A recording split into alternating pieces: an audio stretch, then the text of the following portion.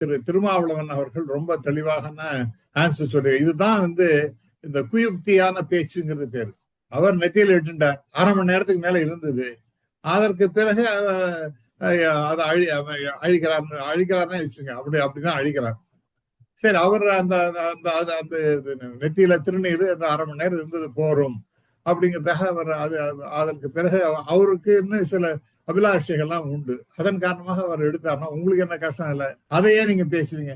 நீங்க நெத்தியில விபூதி போட்டவெல்லாம் ரொம்ப பரம யோகியன், அவங்க எல்லாம் ஆன்மீகத்துல உண்டா? நான் கேட்கிறேன், பிஜேபி காரன் நெத்தியில விபூதி அது பட்டக்கட்டையெல்லாம் போட்டுட்டோம்.